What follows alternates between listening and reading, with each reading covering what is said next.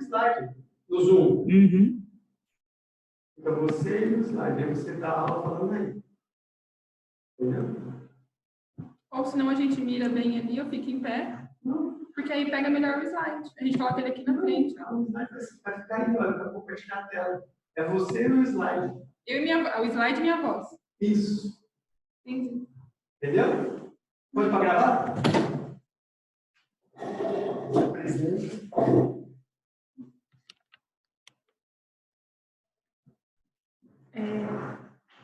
dia. Eu sou a doutora Karina, sou a RN aqui do IAN. E hoje eu vim falar um pouquinho para vocês sobre a pandemia, coronavírus e o atendimento às gestantes. Só para a gente nos localizarmos um pouquinho, para nós nos localizarmos, a epidemiologia. Então, em dezembro de 2019, lá na China foram vistos os primeiros casos do novo coronavírus.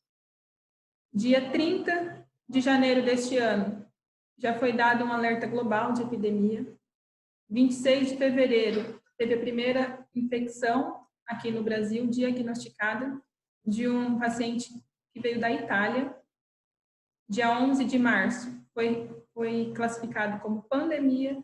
Dia 18 de março, já haviam 202.284 casos diagnosticados em 167 países e mais de 8.000 óbitos. Dia 17/3, no Brasil, foi confirmado 370 casos, 164 no estado de São Paulo, e também foi confirmado o primeiro óbito aqui no nosso país. O Covid, o número de casos dele vem aumentando e é de uma forma alarmante. O agente etiológico dele é um RNA vírus, é um vírus que fazia parte do ciclo animal-animal, que foi quebrado, principalmente infectando os humanos, né? Então é uma zoonose, mas a transmissão entre humanos é que é muito grande, e deu essa característica epidêmica. O período de incubação, como a gente está ouvindo falar bastante, são de 2 a 14 dias, que é o padrão de quarentena que nós estamos adotando agora, e essa transmissão é feita por secreções e excreções respiratórias, espirro, tosse, contato pessoal direto ou próximo com a pessoa infectada, levar objetos à boca, objetos que estejam infectados, contato com olhos, com o nariz, levar a mão à boca, ao rosto, sem higienização.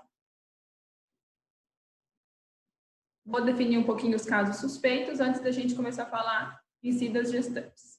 Então, nós temos 3 situações que nós temos que considerar caso suspeito do coronavírus. A situação 1 é o viajante, aquela pessoa que viajou para algum lugar, alguma área de transmissão nos últimos 14 dias, anteriores ao aparecimento. Então, eu cheguei de viagem, passou até 14 dias, eu comecei a ter alguns sintomas. Sintomas esses que tem que incluir febre e mais um dos outros sintomas como tosse, dificuldade para respirar, produção de catarro, congestão nasal ou conjuntival nos olhos, né? Dificuldade para deglutir, dor de garganta, coriza, uma saturação baixa, cianose, batimento de asa de nariz, tiragem intercostal e dispneia. Então, na situação 1, tem que ter os 3 para ser um caso suspeito.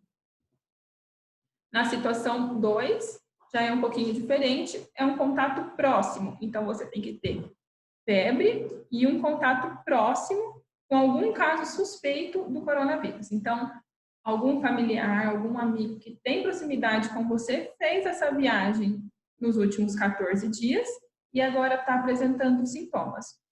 Os sintomas são os mesmos, lembrando que tem que ter a febre e o sintoma. Tosse, dor de garganta, coriza, produção de escarro, esses. E a terceira situação é o caso provável, que já muda um pouquinho. É aquela pessoa que algum familiar meu tem diagnosticado o coronavírus, já foi confirmado e eu estou apresentando febre ou um dos outros sintomas. Não é necessário somente a febre, ou não é necessário a febre em si, Pode ser o contato próximo e a tosse, ou o contato próximo, uma dor de garganta e a coriza. Os métodos diagnósticos que a gente usa agora são os recursos da biologia molecular, que é uma reação de RT-PCR. São coletados suaves da orofaringe, nasofaringe, lavado brônquico ou broncoalveolar. A indicação hoje é de fazer o teste no SUS para aqueles que estão internados e na rede pública, na rede privada, o plano deve cobrir para todo mundo. Porém, a tendência é que a rede privada siga as orientações do SUS. Todos os casos suspeitos devem ser notificados na vigilância epidemiológica. O prognóstico, a taxa de mortalidade é pequena, é de 2%, mas a taxa de infectividade é muito alta e preocupante. Agora, para falar um pouquinho dos aspectos obstétricos e perinatais, a infecção do Covid-19, do coronavírus, ela é uma doença de aparecimento recente, então a gente não pode falar muito sobre ela e a relação dela com a gestante. Não tem muito estudo sobre isso. O que a gente está levando em conta são os estudos baseados no conhecimento do H1N1. Claro que está considerando suas diferenças. Para o atendimento pré-natal da gestante sem risco epidemiológico ou clínico para a infecção do Covid-19, devem ser orientadas as medidas de precaução padrão. Então, tudo que nós estamos ouvindo bastante, que é lavar as mãos com água e sabão, se estiver na rua, usar o álcool em gel ou o próprio álcool líquido 70% mesmo, não levar as mãos na boca, ficar em casa, principalmente, evitar contato com outras pessoas, né, desconhecidas, evitar levar a mão ao rosto. As pessoas que estiverem com algum sintoma gripal, usar a máscara, esses cuidados em si, de modo generalizado até para as gestantes, no pré-natal.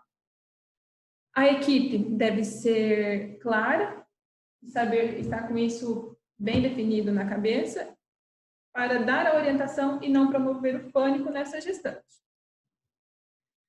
Tem uma revisão, que foi publicada agora, recentemente, que até o momento não foi evidenciado nenhuma transmissão vertical do vírus. Então, não passa de mãe para feto, até agora.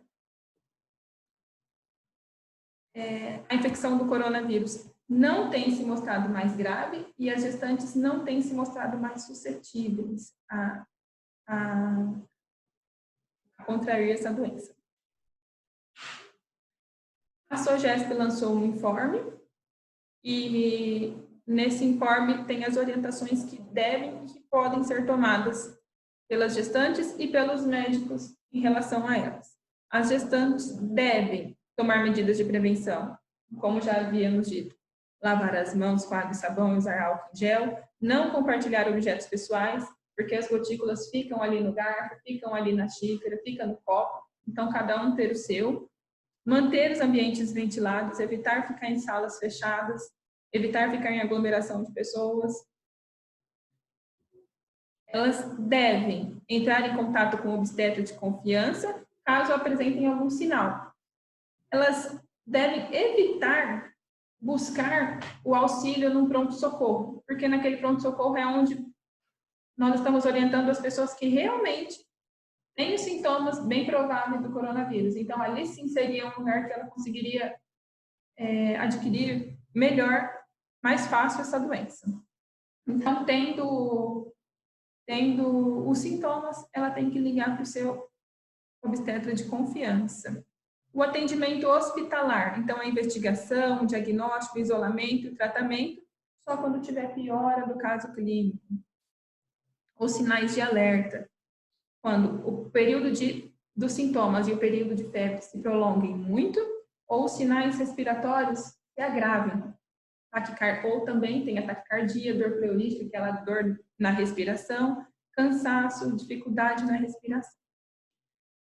A maioria dos casos evolui de forma leve, então, assim, de 80% a 85% não vai precisar de internação hospitalar, não vai precisar de internação na UTI. O tratamento é feito com repouso, hidratação, com sintomáticos para aliviar os sintomas e isolamento em domicílio para evitar transmitir para outras pessoas. A gestante, que é um caso suspeito ou provável, lembrando que é aquela gestante que tem febre, que está apresentando mais algum dos outros sintomas de tosse, coriza, produção de escarro, alteração na respiração, e que teve ou que viajou há 14 dias, ou que teve contato com alguém que viajou há 14 dias, ou aquela que não tem os dois sintomas, mas que tem contato dentro de casa com alguém que está confirmado o coronavírus. O médico deve atestar para ela, então, caso suspeito ou provável, não precisa ser confirmado. Deve atestar a condição e indicar o seu isolamento domiciliar ou hospitalar, dependendo do caso. Os casos leves, em casa, os casos graves, hospitalar, em até 14 dias. Não será contado como falta no trabalho, porque ela é um atestado médico de até 14 dias. Gestante que não se configurar no caso suspeito ou provável, o médico pode elaborar um relatório médico recomendando que a gestante seja transferida ou para que ela desenvolva suas funções em casa, devido a essa epidemia, justificando esse pedido pela epidemia. E o médico também poderá recomendar que o patrão, que o empregador daquela gestante, passe ela por uma avaliação do médico do trabalho ali da empresa deles, responsável pela empresa deles, para que ele sim justifique ou não o afastamento dela. Lembrando que são gestantes que não são casos suspeitos ou prováveis. Caso a paciente esteja no final da gestação, a partir de 36 semanas, ou 28 dias antes do período provável do parto, do dia provável do parto, ela pode já pegar a licença maternidade dela, adiantar a licença maternidade dela. Essas informações foram tiradas do informe da epidemia do novo coronavírus e atendimento a gestantes da SOGESP, foi lançado dia 18 de março deste ano, e também por um artigo Infecção pelo Coronavírus em Obstetrícia Enfrentando o Desconhecido, e também foi lançado no dia 28 de março de 2020. Eu agradeço. Deixo aberto para alguma dúvida, alguma pergunta. Está bem claro, eu acho.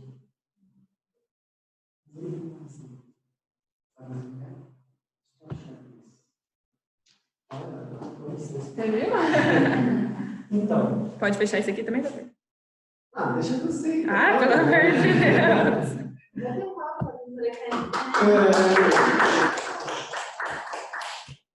Karina, nós vamos. Eu já conversei com os hospitais da cidade. O Hospital Regional já se definiu como um hospital de atendimento ao coronavírus. Qualquer hospital que dê atendimento a qualquer paciente de coronavírus, se ele não tiver alas isoladas, equipes isoladas, ele vai ser considerado como um hospital de atendimento ao coronavírus no integral. Então, por exemplo, vamos supor, Santa Casa, se ela quiser atender paciente não casos de coronavírus, ele tem que ter uma equipe específica para isso, uma equipe para atender os coronavírus. Né? Seriam duas equipes trabalhando. Seriam duas equipes trabalhando isoladamente. Tá? Eu já me situei em relação aos outros dois hospitais, colocando à disposição deles para qualquer necessidade que eles venham ter, mas nós vamos se definir como um hospital que não vai atender coronavírus. Tá? Nós vamos ter duas equipes. Então, qualquer caso suspeito não vai ser internado dentro da nossa unidade. Mesmo que chegou no nosso pronto-socorro, a gente encaminha. Se for uma gestante com caso suspeito, nós vamos encaminhar. Entendeu? Nós vamos montar atendimento, porque nós não temos como montar duas equipes, uma para atendimento não e outra para atendimento. Inclusive, nós não temos condições físicas para isso, porque teríamos que ter entradas separadas, não podiam se cruzar de jeito nenhum. Entendeu? Se a gente tivesse o hospital pronto, acho que a gente teria condições plenas de fazer isso. Eu teria uma entrada lá, uma entrada aqui, uma equipe entrando lá, uma equipe entrando aqui.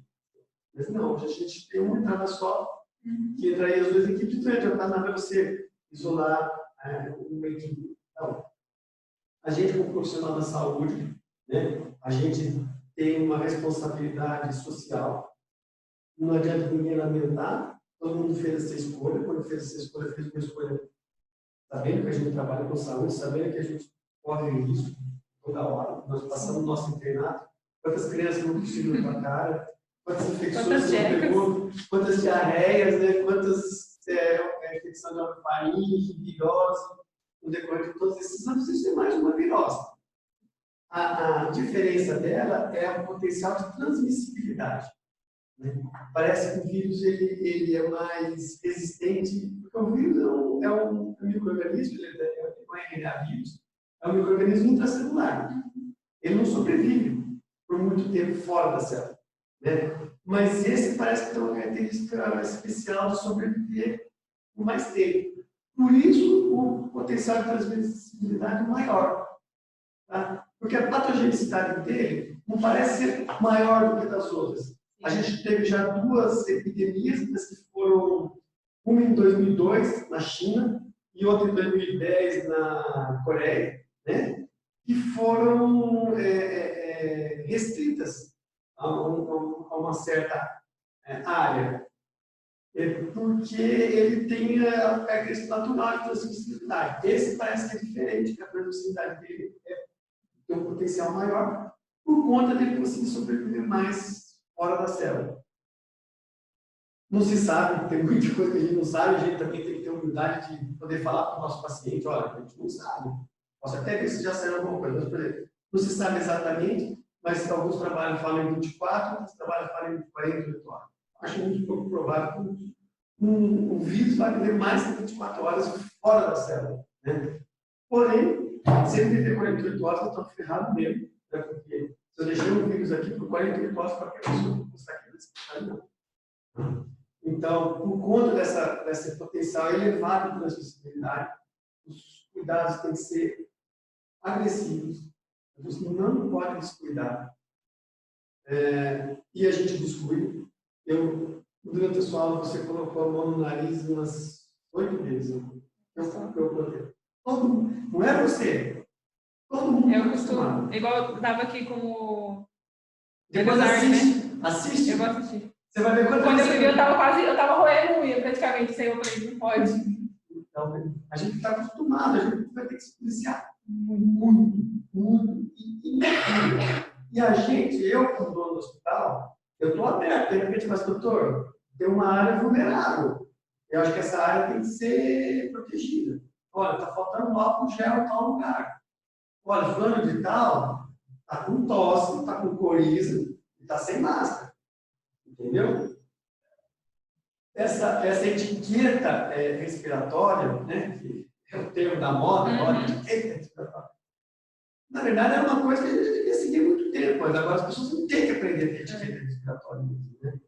Eu vou contar um dado que eu não tinha falar para você, que eu falei que ia falar, mas não estava comendo.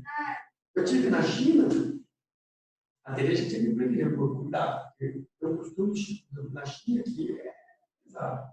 O cara do meu lado estava comendo numa mesa grande, né? O cara do meu lado ele puxou o catarro. Eu só fiquei assim, né? Ele falou que soltou o prato. No prato? E eu almoçando do lado dele. Não, é costume deles lá fazer isso? Meu amor. O cara tem isso do meu lado. Até já tinha me falado, sabe? Nossa, será que é mesmo? Impossível ser. Não, os caras devem ser tão porco assim. Mas é cultural. Isso é a cultura deles. Entendeu? Os caras estão acostumados a fazer isso. Eu não sei como vai estar a Índia, porque a Índia é um absurdo, né? Assim, mas, por exemplo, lá na China a gente via, por exemplo, chegava na hora do almoço, eles colocavam a panela no meio da loja, todo mundo sentado assim em volta e comendo na mesma panela. Agachadinho, você sabe? A panela no meio, e o chinesinho, o pratinho dele, e todo mundo comendo na mesma panela. Quer dizer, tem uma questão, né, assim, de etiqueta de respiratória e costumes para predispor a transmissibilidade que vão ter que ser revistos. Eu acho que a gente não vai acordar dessa crise diferente. Acho que o mundo vai ser outro. Eu não tenho dúvida disso. O mundo vai ser outro. Né? A gente, eu principalmente, eu tenho hábito de abraçar todo mundo, de beijar, de agarrar, minhas pacientes, minhas vozinhas, ela abraça, vou levar a senhora para casa, a filha da amizade, o nome de ciúmes, tal. Tudo assim, mano. Sozinho, nada de beijinho, nada de abraço. A gente está vivendo um momento muito único, muito especial. E a gente tem que se policiar. A gente, enquanto profissional de saúde, nós estamos muito vulneráveis. Né? Então, mais do que a população em geral, né, a gente tem que ter a responsabilidade de não transmitir o agente à população e uma responsabilidade, essa é a sua responsabilidade social, uma responsabilidade individual sua, de também não se contaminar. Porém, pela característica de transmissibilidade desse agente, parece que 90% da população vai se contaminar. A preocupação deles, a preocupação deles é que essa transmissibilidade não atinja picos muito altos e precoces, de forma que o sistema de saúde não suporte, né, o atendimento. Hoje, eu não sei se é verdade, né, às vezes os caras falam muito que a gente não sabe. Mas os doentes acima de 75 anos estão sendo explicados para eles. Na Itália, parece que ontem, a partir de 80, mas hoje é 75, eles não iriam receber, não iriam atender. Já estou colocando enfermaria para cuidados paliativos.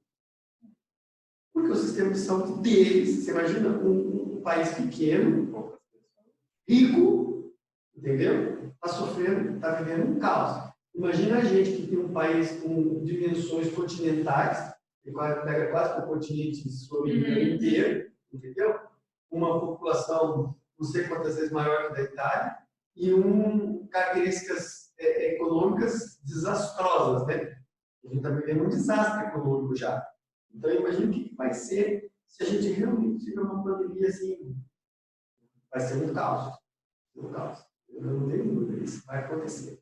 Então, a gente tem que ter a nossa responsabilidade, assumir isso internamente, comprar a ideia, né, de que a gente é vulnerável, mas a gente tem que cuidar da gente e cuidar dos outros. Acho que essa é a principal mensagem. Não tem mais o que pensar diferente. A gestante, você vê que eu assisti a palestra, você chegou a assistir? Eu passo para você do Geraldo, foi meu professor lá no Hospital Geral. Que é o que fez o... A Silvana Quintana, ela é um pouquinho depois de mim. Mas é muito boa, Silvana. Nossa, eu gosto muito, não sei se Ontem, a hora que eu fui fazer pelo informe, eu vi que eles tinham colocado eles logo assim. Eles deram uma palestra na Secretaria da Saúde, os dois. Está bem de acordo com o que você falou. Né? Mas o que tem em relação à gestante? Não tem nada de diferente de todo mundo.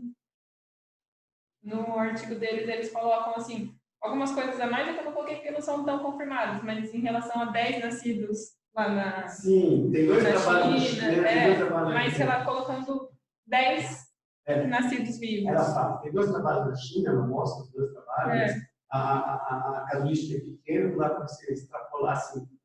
Mas o que tem de diferente que a gente tem que saber é que não existe nenhum caso ainda confirmado de transmissão vertical. Foi feito PCR nas crianças, das pacientes confirmadas com Covid, e eles não nasceram com Covid. Pegaram o suave de orofaringe deles, né? E não foi confirmado a transmissão vertical. E a amamentação. A amamentação ela está liberada desde que ela esteja... Se a mãe tiver sintomas, a mãe protegida com máscara, então protegendo a criança. Mas pelo leite também não há confirmação de transmissão. Está muito boa. Eu vou fazer uma crítica pessoal para você. O teu slide estão ótimas as informações, mas eles têm que estar menos poluídos. Mais direto. Tem muita informação, não, tem muita informação. Você pode colocar a mesma informação, mas em mais slides. Então você põe um bloco de informação, um slide. O bloco de informação do outro. que as pessoas não vão ver teu slide, porque tem muita informação. E pode colocar um pouquinho mais de animação, tá? Fica mais leve o slide. Entendeu? Entendi. Você vai ver na minha aula hoje à noite, cada slide tem essas frases curtas. As pessoas, elas vão ver, vão ler, e depois vão prestar atenção no que você está falando. Porque senão, você põe um slide muito lotado de informação, ou as pessoas ficam lendo, ou as pessoas prestam atenção em você. Elas não vão conseguir fazer as duas coisas. Então, quem prestar atenção em você, não vai ler teu slide. E quem lê teu slide não vai prestar atenção em você. Então, não precisava ter vídeo só se mandar o slide que não tem graça. Entendeu? É só uma crítica construtiva para você. Sim, claro. Mas está muito bom a apresentação, você tem muita facilidade. Tá bacana. Isso que eu ainda não sabia dessa. Dessa Seria maneira, gravado. Tá bom? Mas, amor, enquanto, por exemplo, o senhor falou das equipes. Os plantonistas daqui são liberados para fazer plantões em outros lugares, em momentos diferentes. Então, o que acontece, né? Tem muita coisa que ninguém sabe, né? A verdade é essa. O que acontece? O cara vai lá dar plantão no pronto-socorro, aí ele vem aqui e o pronto-socorro vai ser pronto-socorro em qualquer lugar.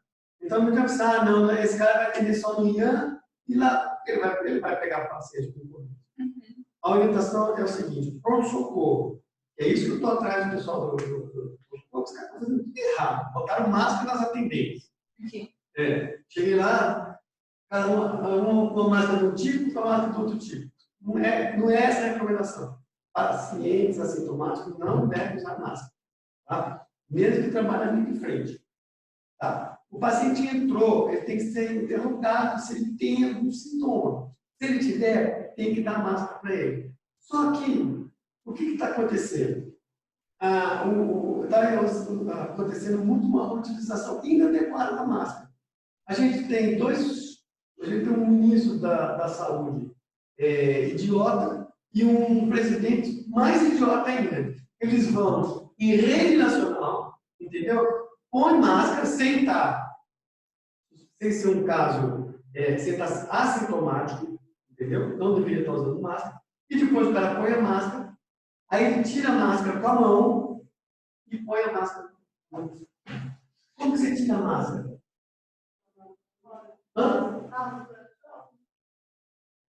Tá, finge que você está com a máscara, pega e tira.